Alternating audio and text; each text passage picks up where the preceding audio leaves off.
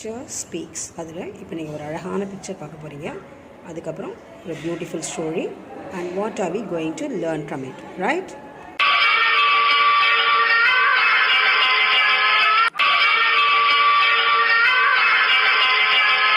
இப்போ நீங்கள் பார்த்த பிக்சர் ரொம்ப அழகான கிருஷ்ணர் பொம்மை இல்லையா? அந்த கிருஷ்ணர் பொம்மை வந்து ஆக்சுவலாக என்னோட சிஸ்டரோட பொண்ணு வீட்டில் இருந்தது. அதை பார்த்த உடனே எனக்கு ரொம்ப பிடிச்சது. என்னோட கிராண்ட் டாட்டர் தான் அதை வாங்கிட்டு வந்தாங்க. அதை பார்த்த உடனே ஒரு சமீபத்தில் படித்த கதை வந்து ரொம்ப மனசை இம்ப்ரெஸ் பண்ணிட்டேன். அதனால தான் இந்த பதிவு. அதாவது கிருஷ்ணர் காலத்தில் வந்து நம்ம யார் வீட்டில் போய் சாப்பிடணும் அப்படிங்கிறதுக்கு அவர் ரொம்ப அழகாக சொல்கிறாரு. நம்மலாம் என்ன சொல்லுவோம், ஒரு வீட்டுக்கு போயிட்டு வந்து என்னை மதிக்கவே இல்லை, ரொம்ப மோசமானவங்க அப்படின்னு சொல்லிட்டு போய் அங்கே டைமும் ஸ்பெண்ட் பண்ணுவோம். பட் அவங்கள பற்றியும் பேசுவோம்.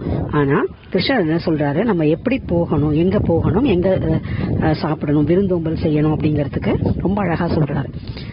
அவர் வந்து இப்போ இது போர் நடந்தது இல்லையா? குருட்சேத்திர போர் முடிஞ்சு வனவாசம் இருந்து மறைந்திருந்து எல்லாம் முடிஞ்சு அவங்களுக்கு நாடு திருப்பி தர வேண்டிய சூழ்நிலை வரும் பொழுது கொடுக்கவே இல்லை. அவங்க கௌரவர்கள் வந்து கொடுக்காமையே இருந்தாங்க. ஸோ பஞ்சபாண்டவர்களுக்கு தூதுக்காக கிருஷ்ணன் கிட்ட சொல்றாங்க, நீ தூது போயிட்டு கொஞ்சம் கேட்டு வாங்கிட்டு வா எங்களுடைய இது அரசம் இதெல்லாம் அப்படின்னு சொல்லிட்டு சொல்றாங்க. அவங்களுக்கு அரசுக்கு உட்பட்ட எல்லா இடங்களும். இப்போ கிருஷ்ணர் கிளம்புறாரு. அப்போ என்ன ஆகுது, இறங்கினோடனே இப்போ துரியோதனன் அதுக்கு முன்னாடியே சொல்கிறான், யாராவது எழுந்து அவருக்கு மரியாதை கொடுத்தீங்க அவ்வளோதான், தொலைஞ்சிங்க, யாரும் எழுந்திருக்கக்கூடாது அப்படின்னு. இந்த படம் பார்த்துருப்பீங்க, வீரம்னு நினைக்கிறேன் இல்லையா? அஜித்துக்கு வரும்பொழுது வில்லன் சொல்லுவார், யாரும் எழுந்திருக்கக்கூடாது, நான் கடைசியில் அவரே எழுந்து நிற்பார் இல்லை, அந்த மாதிரி.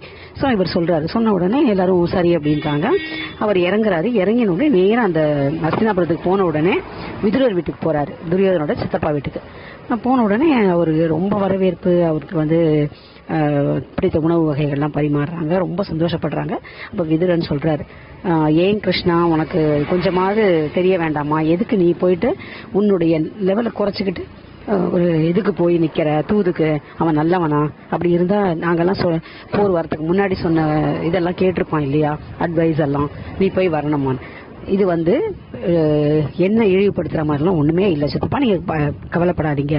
இது வந்து பாண்டவர்கள் தூதுவனா நான் வந்திருக்கேன், அவங்க சொல்றதை இங்க சொல்ல போறேன், இவங்க சொல்றதை அங்க சொல்ல போறேன். ஸோ இதுல நடுவில் நான் வந்து அவமானப்படுறதுக்கும் இதுக்கும் ஒண்ணுமே இல்லை, நீங்க கவலைப்படாதீங்க அப்படின்னு சொல்லிட்டு போறான்.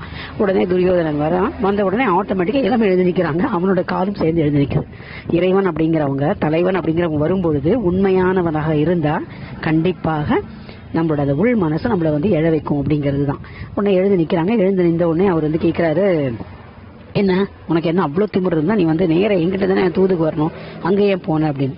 அப்போ அவர் சொல்றாராம், என்னை எங்க வந்து மதிச்சு விருந்தோம்பி கூப்பிடுறாங்களோ, உபசரிக்கிறாங்களோ அங்கதான் போவேன்.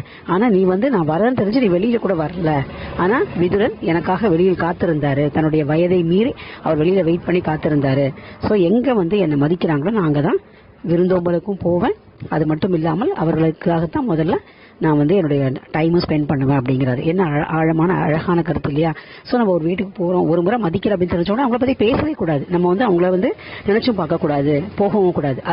அதை விட்டுட்டு நம்ம வந்து ஐயோ இப்படி பண்ணிட்டாங்களே அப்படின்னு திருப்பி வந்து சொல்றது நியாயமான இது இல்லை. அதே நமக்கு உபசரிப்பும் அதிகமாக இருந்து மரியாதையும் இருந்தால் அந்த இடத்துக்கு தான் போய் உணவு இருந்த வேண்டும் அப்படின்னு சொல்லிட்டு கிருஷ்ணன் ரொம்ப அழகா அந்த காலத்திலேயே சொல்லியிருக்காரு. நன்றி.